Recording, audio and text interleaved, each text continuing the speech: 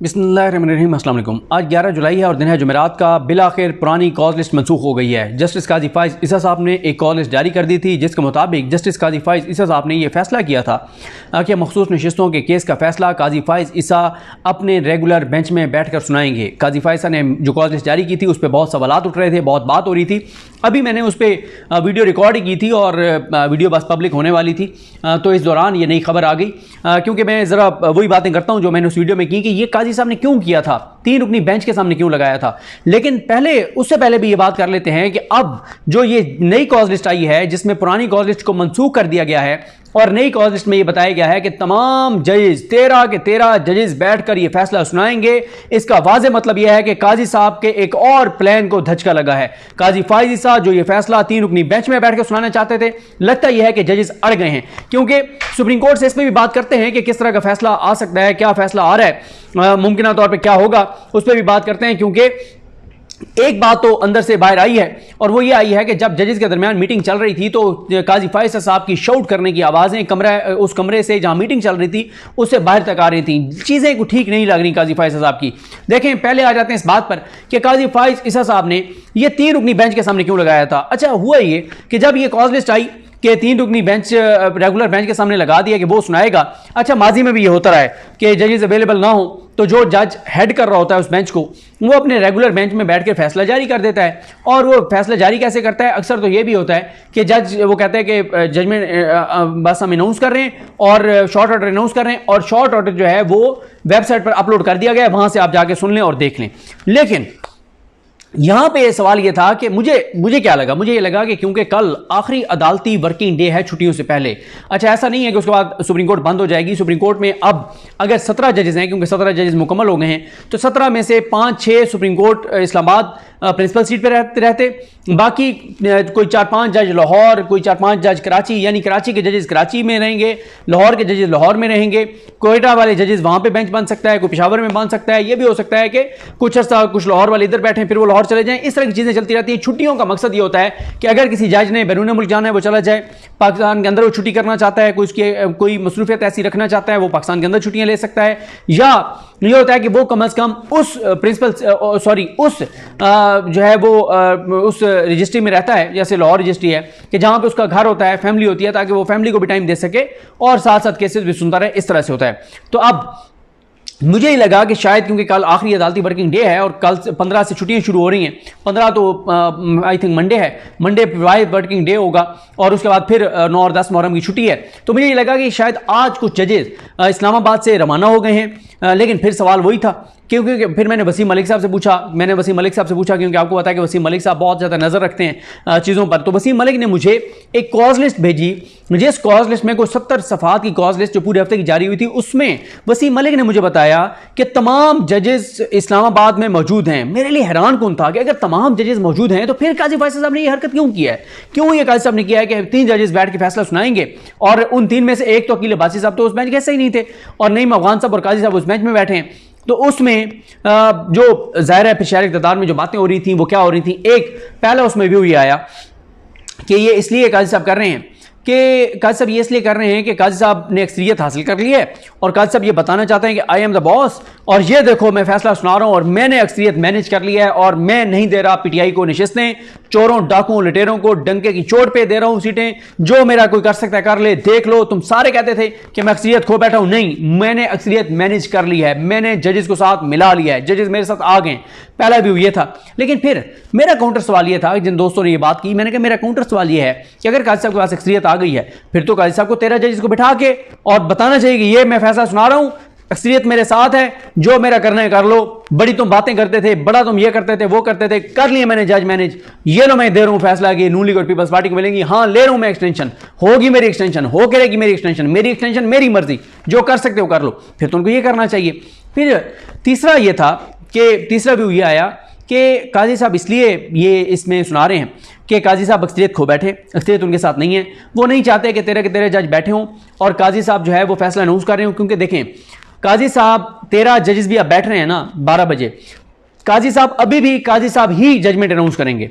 अब पहले शायद ये वजह थी कि काजी साहब 3 जजेस के सामने इसलिए सुनाना चाह रहे थे कि वो लाइव ना हो और दूसरा इसलिए सुनाना चाह रहे थे कि 3 जजेस में बैठ के फैसला सुना दूंगा, क्योंकि 13 जजेस में बैठ के अगर मैं अक़लियत में हूं और मैं फैसला सुनाऊंगा, जब मैं फैसला सुना रहा हूंगा तो जजेस के चेहरों पे जो मुस्कुराहट होगी, जो एतमाद होगा, जो खुशी होगी मुझे शिकस्त देने की, मेरी एक्सटेंशन का रास्ता रोकने की, तो वो बड़े मेरे लिए एम्बैरेसिंग होगा। अगर फैसला ऐसा आ रहा है तो इम्कान की बात कर रहा हूं, अभी हमें फैसला नहीं पता कि फैसला क्या है। हम तो जाहिर है फैसले के हवाले से वो बात कर सकते हैं जो बात हमने ओपन कोर्ट में महसूस की। हमने ओपन कोर्ट में क्या महसूस की?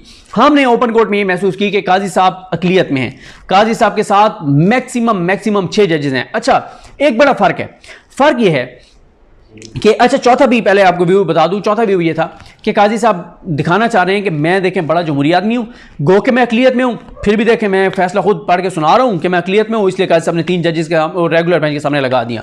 लेकिन बड़े सवाल उठ रहे थे। अब जो कॉल लिस्ट मनसूख हुई है, मेरी अंडरस्टैंडिंग ये है कि जजेस अड़ गए, जजेस ने कहा यार ये क्या बात है, ठीक है। अब मैं वो लफ्ज़ नहीं कहता, वो हमारे एक दोस्त हैं शफकत अली कुरैशी, वो हर बात पे कहते हैं ये क्या बदतमीजी है, ठीक है, ये बात मैं नहीं कहता। काजी साहब को उन्होंने कहा ये क्या बात है, मतलब 13 जज मौजूद है, सब बैठ के सुनाएं, आप अकेले आप वहां पे आपने रेगुलर बेंच के सामने लगा दिया, शायद इसलिए फिर कॉल लिस्ट मनसूख हुई है। अभी भी पता नहीं है, क्योंकि काजी साहब मुसलसल इस केस को लटका रहे थे, इल्तवा का शिकार कर रहे थे, समाअतें मुलतवी कर रहे थे, और दूसरी तरफ से इल्ज़ामात लग रहे थे, दावे हो रहे थे, इंकशाफात हो रहे थे कि जनाब जजेस को मैनेज किया जा रहा है, जज को थ्रेट किया जा रहा है। पीटीआई के वकला ये कह रहे थे कि हम तो as soon as possible case ख़त्म करना चाहते हैं, क्योंकि हमें अक्सरियत हासिल है, जजेस अक्सरियत हमारे हक में फैसला करने जा रहे हैं, जितना हम डिले करेंगे उतना हमें नुकसान है, और ये ना हो कि कोई जज टूट जाए, कोई जज प्रेशर में आ जाए, मौक़िफ़ अपना बदल ले, अपने हलफ और आइन से हट जाए, दबाव में आ जाए, तो इसलिए हम चाहते हैं जल्दी फैसला हो। अच्छा, अब हम तो ओपन कोर्ट में जो चीज़ें हमने देखी हम उस पर बात कर सकते हैं। ओपन कोर्ट में हमने क्या देखा? ओपन कोर्ट में हमने ये देखा कि जो मसूली शाह साहब और मुनीब अख्तर साहब के साथ, उनके आइन के साथ जो जजेस हैं ना, उनका मौक़िफ़ तो कैटेगोरिकल था, क्लियर था, और वो अपने मौक़िफ़ से ज़रा भी इधर उधर होते हुए नजर नहीं आए पूरी समातों में। मसलन मसूली शाह साहब मुसलसल सवाल उठाते रहे, मुतनासिब नुमाइंदगी, मुतनासिब नुमाइंदगी, मुतनासिब नुमाइंदगी। आप कैसे, जो लोगों ने पीटीआई को वोट दिया है, पीटीआई वालों की मकसूद नशिस्तें चोरों डाकू लुटेरों को कैसे दे सकते हैं? मुतनासिब नुमाइंदगी का असूल कहाँ जाएगा? मुनीब अख्तर साहब कमाल जज, शानदार जज, क्या बात है, आप उनकी गुफ्तगू सुने, आप उनके रिमार्क सुने, आप उनकी बात सुने, पता लगता है कि कोई लेवल है कि जैसे हम इंटरनेशनल कोर्ट्स के अंदर जजेस देखते हैं और सुन के और मज़ा आता है कि क्या जजेस हैं इनके मुल्क में। तो मुनीब अख्तर साहब का भी वो एक लेवल है इंटरनेशनल किसी कोर्ट के जजेस। हम बहुत पीछे हैं बाकी चीज़ों में, लेकिन अल्लाह का शुक्र है कि हमारी सुप्रीम कोर्ट में 4-5 ऐसे जज हैं जो इंटरनेशनल लेवल के जजेस के बराबर के हैं। अच्छा, फिर उसके बाद आ जाए आयशा मलिक साहबा। आयशा मलिक साहब, आपको पता है उनकी स्टैंडिंग क्या है, आइन के साथ उनकी कमिटमेंट क्या है, अपने हलफ के साथ उनकी कमिटमेंट क्या है। उसके बाद अतर मिनल्ला साहब, आपने सुना अतर मिनल्ला साहब मुसलसल ये कहते रहे काजी साहब को कि 8 फरवरी के इंतखाबात में इलेक्शन कमीशन नाकाम हो गया है, सुप्रीम कोर्ट को अपनी जिम्मेदारी अदा करनी चाहिए, हम रेत में सर नहीं दबा सकते, हमने आइन के तहफ़्फ़ुज़ का हलफ उठाया हुआ है, हमने हलफ उठाया हुआ है कि हमने आइन को इंप्लीमेंट कराना है, हमने इंसानी हकूक़ की पामालियों को रोकने का हलफ उठाया हुआ है। हमारा हलफ ये कहता है कि हमें 8 फरवरी के इलेक्शन का केस इसी बेंच के सामने लगाना चाहिए, हमें धांधली के मामला को देखना चाहिए, हमें 100 मोटो लेना चाहिए, हमें 187 इस्तेमाल करना चाहिए। और यही बात मसूली शाह साहब कहते रहे कि हमें 187 का इस्तेमाल करना चाहिए। मुकम्मल इंसाफ की जो सुप्रीम कोर्ट के पास एक आर्टिकल है जिसके तहत 187 का इस्तेमाल करते हुए सुप्रीम कोर्ट किसी भी हद तक जा सकती है। तो यही बात अतर मिनल्ला साहब कह रहे थे, बार बार कह रहे थे कि हम आंखें बंद कर लें, हमें नजर आ रहा है कि लोगों को अगवा किया गया, हमें नजर आ रहा है कि सब कुछ पीटीआई को तोड़ने के लिए किया जा रहा है, हमें नजर आ रहा है कि इस मुल्क के अंदर क्या हो रहा है, आइन रहा नहीं है। ये सारी बातें अतर मिनल्ला साहब मुसलसल करते रहे। उसके बाद आ जाए शाहिद वहीद साहब। शाहिद वहीद साहब की भी आपने सुन लिया रिमार्क्स, और वो भी जबरदस्त अपनी मौक़िफ़ पे बिल्कुल इधर नहीं हटे, आइन के हवाले से अपने मौक़िफ़ से पीछे नहीं हटे। अब आ जाएं 2 और जजेस जिनको कम से कम मैं इस साइड पे कंसीडर करता हूँ कि वो मतलब इस साइड पे जाएंगे। वो हैं एक हसन अज़हर रिजवी साहब। हसन अज़हर रिजवी साहब को कोई एक ऐसे ऑब्जर्वेशन बता दें जिससे आपको ये लगा हो कि वो चोरों डाकों लुटेरों को नशिस्तें दे देंगे और जिनको आवाम ने वोट दिया उनको नहीं देंगे। फिर आ जाएं, अच्छा गो कि हसन अज़हर रिजवी साहब के हवाले से मुसलसल बात होती रही कि उनके ऊपर सबसे ज़्यादा दबाव होगा, उनको तोड़ा जाएगा, काजी साहब उनको तोड़वा देंगे, काजी साहब उनके ऊपर उनको ब्लैकमेल करवाने में कामयाब हो जाएंगे। ये इल्ज़ामात काजी साहब पे लगते रहे और ये परसेप्शन बनती रही कि काजी साहब उनके ऊपर काम करवा रहे हैं, और किसी को कहा सबने कि यार इसको तो तोड़ के दो ना, इसे कहो कि मेरी साइड पे आए, यानी उसका हलफ जो भी कहता है, आइन जो भी कहता है, कानून जो भी कहता है, उसे कहो कि बस छोड़े मेरे साथ आ जाए।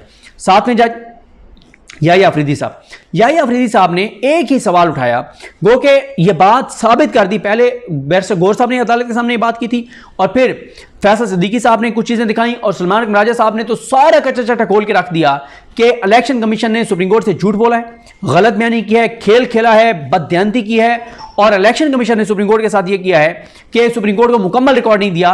सलमान अकबर राजा साहब ने सुप्रीम कोर्ट को रिकॉर्ड दिखाया कि हमारे तमाम जो मेंबरान जो हमारे उम्मीदवार थे उन्होंने एक एक कागजात नामजदगी पीटीआई का दिया हुआ है, जिसमें लिखा हुआ है कि हम उम्मीदवार भी पीटीआई के हैं और सर्टिफिकेट भी पीटीआई का दिया है और हमारे सर्टिफिकेट इलेक्शन कमीशन के आरओज ने लेने से, करप्ट आरओज ने लेने से इनकार कर दिया। अच्छा, यहां पे ये याहिया अफरीदी साहब ने इलेक्शन कमीशन को कहा कि जो रिकॉर्ड आपने हमें पेश किया है उसमें 6 लोग तो अभी भी ऐसे हैं जो जीते हुए हैं पीटीआई के, जो जिनका डिक्लेरेशन भी पीटीआई का उन्होंने दिया हुआ है, सर्टिफिकेट भी पीटीआई का दिया हुआ है, आपने उनको आजाद कैसे डिक्लेयर कर दिया है। और यही नुकता जमाल खान मुंतखिल साहब कहते रहे। अब देखें, पहले बात कर लेते हैं इन 7 जजेस की, यानी ये 7 जज तो बड़े क्लियर थे कि ये नशिस्तें चोरों, डाकुओं, लुटेरों को नहीं मिल सकती, ये नशिस्तें उन्हीं को मिलेंगी जिनके पास मैंडेट है, जिनको अवाम ने मैंडेट दिया है। अब आ जाएं काजी साहब के साथ जिन जजेस को कंसीडर किया जाता है। परसेप्शन ये है कि काजी फाइज़ साहब, अमीनुद्दीन खान साहब, जमाल खान मुंतखिल साहब, इरफान सादत साहब, नईम अफगान साहब, एक जज कौन से रह गए, मोहम्मद अली मज़ा साहब। ये परसेप्शन है कि ये 6 जजेस काजी साहब के, 5 और छठे काजी साहब ये एक साइड पे होंगे और ये एक साइड पे। अब ये 7 के जिनका मैंने आपको बताया है, ये 7 तो बड़े क्लियर थे, यानी आपने इनके किसी एक जगह आपने नहीं देखा होगा कि इन्होंने कहा हो कि ये नशिस्तें चोरों, डाकुओं, लुटेरों को जा सकती है। ये तो बड़े क्लियर थे। अब आ जाएं 7-6 से तो फिर भी बनता है। अब इन 6 पे आ जाएं, काजी साहब की एक भी ऐसी ऑब्जर्वेशन नहीं आई, एक लम्हे के लिए भी काजी साहब ने यह नहीं कहा कि ये नशिस्तें मैं पीटीआई और सुन्नी इत्तेहाद काउंसिल में से किसी को दूंगा।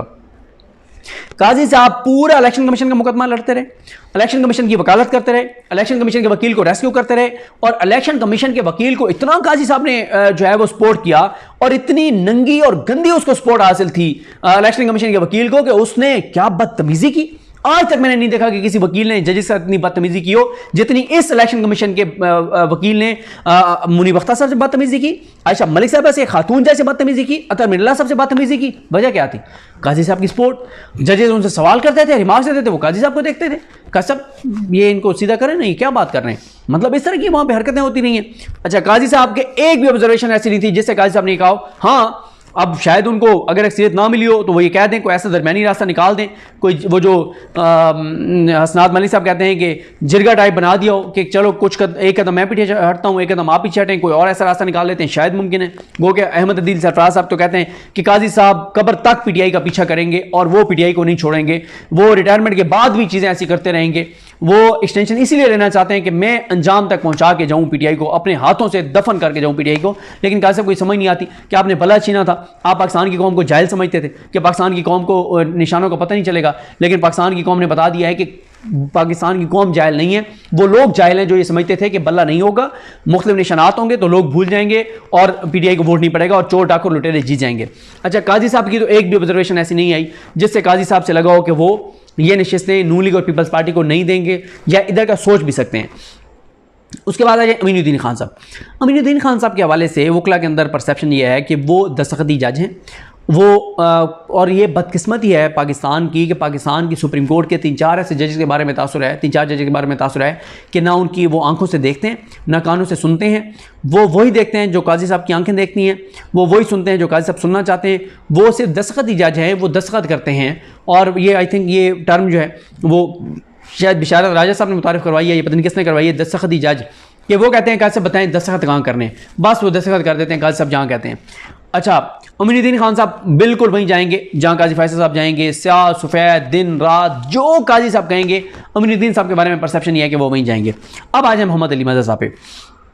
क्योंकि मोहम्मद अली मज़ा साहब जो हैं वो बल्ला छीनने वाले बेंच का हिस्सा थे, लेकिन मैं ज़ाती तौर पे ये समझता हूँ कि इतना अच्छा जज, इतना बेहतरीन जज, इतना लाइक जज, और उसने क्या मतलब अगर वो ये करने जा रहे हैं कि अब उन्होंने तय कर लिया है कि वो उन्होंने कश्तियाँ जला दी हैं और वो आप काजी साहब के साथ हो गए और उन्होंने काजी साहब और काजी साहब के बाद काजी साहब के ग्रुप के साथ चलना है और उनका फ्यूचर अब काजी साहब की जो लेगेसी है उसको उन्होंने लेके चलना है, तो ये बड़ा अफसोसनाक होगा। तो मुझे तो अभी भी लगता है कि मोहम्मद अली मज़हर साहब भी काजी साहब से थोड़ा सा इधर उधर हो सकते हैं, ऐसा नहीं है कि ना हो। अगर ना भी हों और काजी साहब के साथ भी खड़े रहें तब भी ये 6 हैं, 7 उधर हैं। मोहम्मद अली मज़हर साहब के बाद आ जाएँ कौन? जमाल खान मंदोखेल साहब। मंदोखेल साहब के 70% रिमार्क्स इलेक्शन कमीशन के खिलाफ थे, लेकिन फिर उन पर यह भी इल्ज़ाम लगता है और उनके बारे में यह भी परसेप्शन है कि रिमार्क्स मंदोखेल साहब जो मर्जी दें, फैसला वो देते हैं जो काजी साहब देते हैं। क्यों? क्योंकि कहते हैं कि जी जमाल खान मंदोखेल साहब और नईम अफगान साहब का मौक़िफ़ यह है कि काजी साहब बलूचिस्तान से हमारे बड़े हैं और हमारा कल्चर यह है कि हम अपने बड़े के खिलाफ नहीं जाते। अब पता नहीं सुप्रीम कोर्ट के जज को अपने इलाके के कल्चर के साथ जाना चाहिए, अपने हलफ के साथ जाना चाहिए। ये परसेप्शन उनके बारे में ठीक नहीं है। पता नहीं वो इस परसेप्शन को कब अपने अमल से गलत साबित करेंगे। शायद जमाल खान मंदोखेल साहब इसी केस में जो है वो इस परसेप्शन को गलत साबित कर दें। जैसे मैं आपको बताना ही चाह रहा हूँ कि जो दूसरी साइड के साथ जज हैं, जो मंसूर अली शाह साहब और मुनीब अख्तर साहब के साथ हैं और आइन के साथ हैं, वो तो साथ के साथ आइन की वजह से बिल्कुल कमिटेड नजर आए। लेकिन जो काजी साहब के साथ हैं, काजी साहब और अमीनुद्दीन खान साहब के बाद मोहम्मद अली मजहब साहब के ऊपर भी क्वेश्चन मार्क है कि वो किधर जाते हैं। जमाल खान मंदोखेल साहब के ऊपर भी क्वेश्चन मार्क है कि किधर जाते हैं। उसके बाद नईम अफगान साहब हैं। नईम अफगान साहब जो हैं वो भी, उनके रिमार्क्स तो बहरहाल चंद एक रिमार्क्स और सवाल तो वो पीटीआई और सुन्नी इत्तेहाद कौंसिल के बिल्कुल खिलाफ थे। अब वो सरप्राइज दे दें, बड़ी हैरान कौन होगा।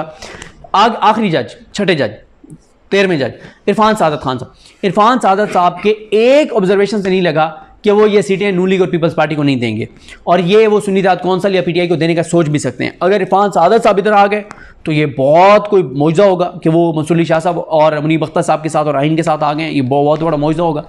तो ये सूरत हाल है।